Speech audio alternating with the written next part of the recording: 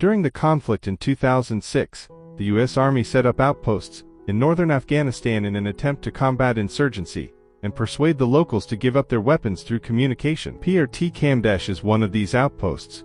It's situated in a secluded valley encircled by mountains. The outpost was viewed as a death trap because of its remoteness. A fresh troop of soldiers is sent to Kamdesh one evening. Even though they're not happy about it, they get along well with the soldiers who are already there. They saw the phrase, "It doesn't get better," written beneath one of the bunker mattresses. The other soldiers explain to the new recruits how the terrorists launch surprise strikes into the mountains as they gaze out at their surroundings early the following morning. Zahid is about to shoot the dog when they unexpectedly come across one, but Skusa stops him right away since he saved the animal and plans to keep it as a pet. At that point, rebels from the highlands start shooting. The soldiers try to avoid the explosives that start going off in the outpost by quickly running for cover as they return fire. Carter is sent out with extra ammunition, as they were caught off guard and would soon run out. Carter, though, had to retreat after several arguments, because he was handed the incorrect ammunition. The soldiers rapidly achieve victory by continuing to fire and using a mortar to demolish their target. Gallegos then taunts Younger for firing too close to his head,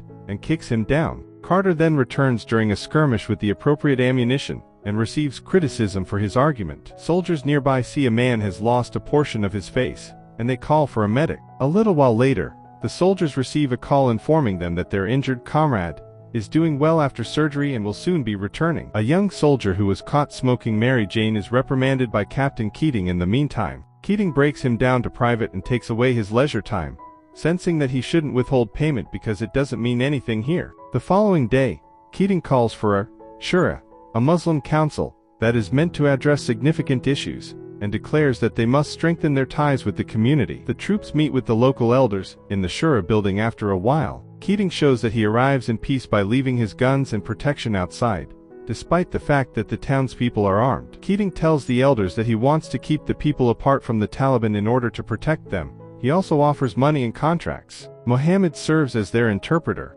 Another soldier completes a test for gunshot residue at that precise moment, demonstrating that one of the guards participated in the attack from yesterday. Keating says he had to report this, or he will lose the respect of his own elders. Following a heated argument, the leaders order the group as a whole to lay down their weapons, and Keating gives the group leader a hug. The troops celebrate that evening by grilling some meat, drinking, and telling tales from home. The rebels reopen their fire from the mountains the next day, and the soldiers hastily seek shelter. This time, the conflict doesn't continue long as they begin to fire back. After a while, Hart yells at Younger and takes him from his room because he stole his wife's picture, so he could spend some alone time with his own hands. Hart makes Younger perform push-ups, and apologizes for the picture, but Younger still gives it a kiss. Keating is given the order to transport a sizable tactical vehicle to Nare in the interim. The others draw attention to the potentially dangerous situation due to the tight roadways, but Keating tells them that orders are orders. He offers to even operate the car. A small truck drives the tactical vehicle via the perilous routes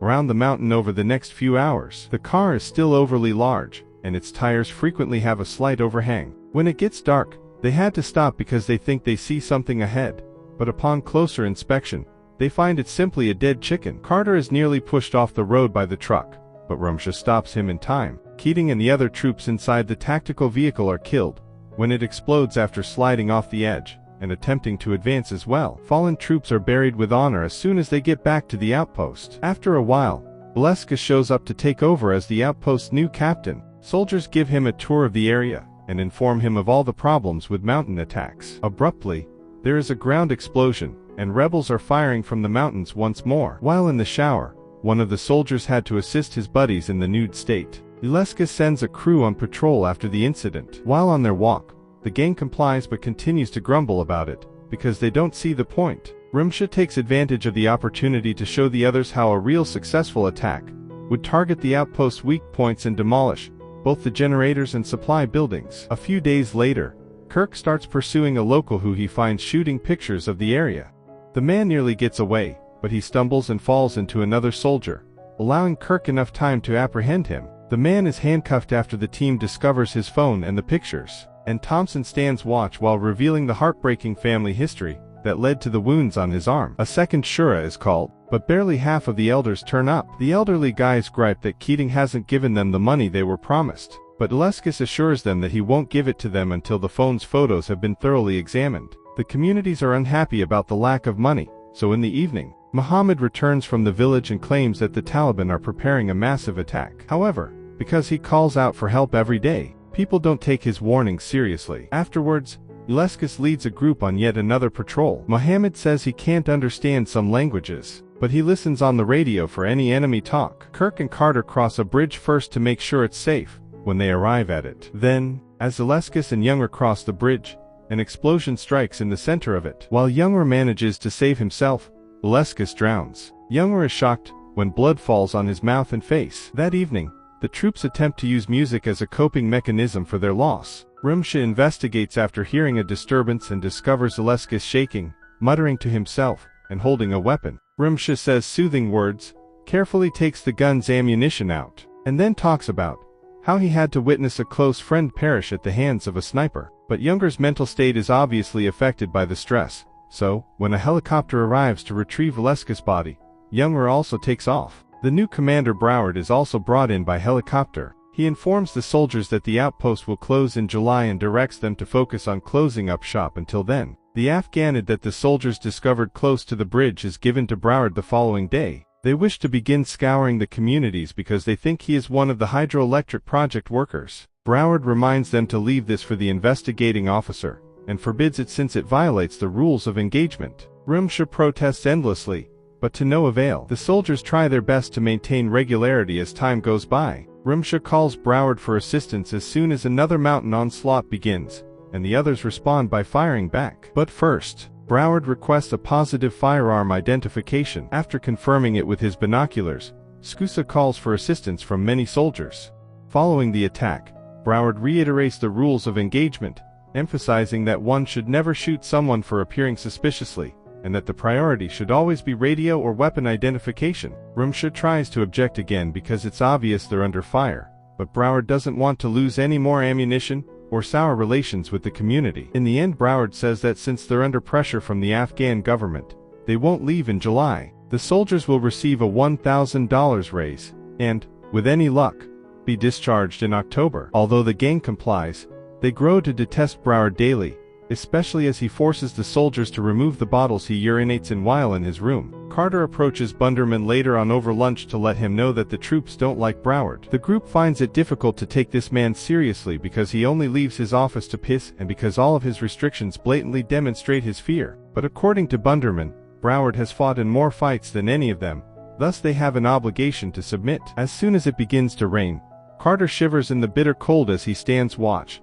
and speaks with Gallegos on the radio about religion. That evening, there appears to be activity on the mountains, and then there is an explosion far away. Broward calls the incorrect coordinates and lets the soldiers fire a mortar back as a warning, but the team catches him just in time, allowing the mortar to be fired without incident. They gather in the morning to assess the situation. If the rebels were moving the mortars that laid on foot, it indicates that they now have night vision as well, but they are unable to determine the origin of these weapons. The elders interrupt the assembly by bringing a dead girl and accusing the Americans of being responsible. Although the soldiers are aware that the girl has been dead for several days, and that the Taliban killed her deliberately to deceive them, Broward would still pay them in order to keep things peaceful. The elder also divulges what was meant to be classified information, that is, that he is aware that the Americans are departing. Unknown if he intentionally provoked the dog, an elderly man suddenly screams in agony because it bit him. According to Mohammed, the elders demand retaliation because being bitten by a dog is deeply disgraceful in their tradition. Without thinking twice,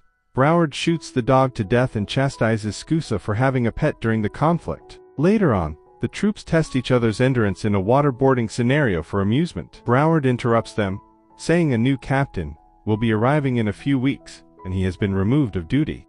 He also confirms that this outpost will officially close on October the 6th. Bunderman is left in charge until the new captain arrives, who informs the others that they can still communicate with their families, but cannot discuss October in order to prevent the news from reaching the enemy. Everyone rushes to call their loved ones, and becomes emotional upon hearing the news from home. On October the 3rd, 2009, early in the morning, Mohammed runs into the outpost, declaring that hundreds of Taliban are encircling their base. Once again, he is not taken seriously, but when they use binoculars to examine the mountains, They can verify he is telling the truth. The troops bolt from their mattresses to join the defense unit as explosives start going off near their camp.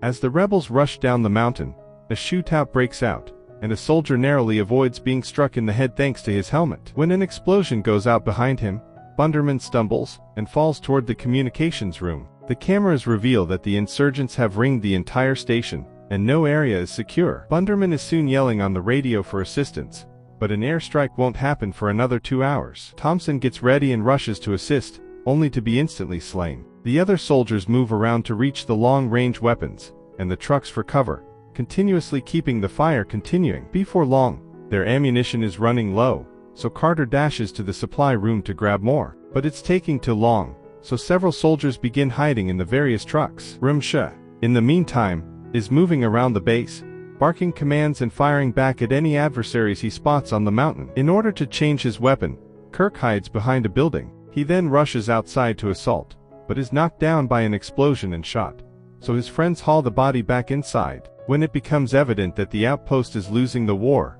a desperate Zahid rushes to meet Bunderman and begs for aerial assistance, stating that his soldiers are out of ammunition and cannot fight any longer. Bunderman, enraged, shoves Zahid out of the building and orders him to do what he can for the time being. The few doctors they have in the infirmary are preoccupied with patients and are unable to leave the room to assist the combatants. Kirk keeps dodging gunfire and explosives as he crosses the outpost, falling a few times before a soldier offers to come get him. When Kirk eventually makes it into the building, the others lift him onto a stretcher, and they start to move him toward the infirmary while they flee the intense flames. There is a serious lack of structure in the supply room as everyone wants to carry ammunition to every location on the facility. After getting ammunition for the guys trapped in the car, Skusa is shot down as soon as he exits the structure. Other troops cover him with gas bombs, and also take his body to the medical facility. Unfortunately, by the time they arrive to the hospital, Skusa has passed away. Kirk is persevering despite having a feeble pulse. Carter starts to dash across the base, grabbing as much ammunition as he can carry, and always ducking under cover before an explosion can harm him. When he eventually reaches a vehicle, another soldier hops in with him, and they divide the ammunition. Rumsha keeps moving stealthily around the outpost, using any weapon he comes upon. He jumps to avoid getting hit by a grenade that is about to detonate, but his arm is still hurt. Since he doesn't think he'll get to the soldiers in the trucks in time, he apologizes to them over the radio. Rumsha then goes into a building with other soldiers to devise a fresh attack strategy. He then visits the hospital to see how Kirk is doing, but by then, he has passed away. Rumsha becomes enraged, takes out a gun, and sprints to where he can shoot the enemy sniper, killing him in the process. Explosions continue to occur everywhere, and the conflict goes on. Hart drives a truck full of ammunition to another gang, but when they attempt to drive away, the automobile becomes stuck on a bump. The party exits the van to confront the Taliban after realizing they have broken through the cordon, but Hart is shot down and the others are soon to follow. The lone survivor rushes to alert Rumsha and Zahid, who then open fire on any approaching enemies. They quickly learn that the enemy is breaching the base at several different locations. As reinforcements approach, Bunderman receives a call in the communications room. Rumsha enters and suggests they take back the base, but for the time being, the idea is to fortify themselves and hang on for as long as they can. He says that since there is still a lot of ammunition in the supply room, his strategy is to seize it and close the front gate. Rumsha is given clearance to go for it by Bunderman as an explosion rocks the communications facility. In case the adversary has their radios, he also turns off all communications,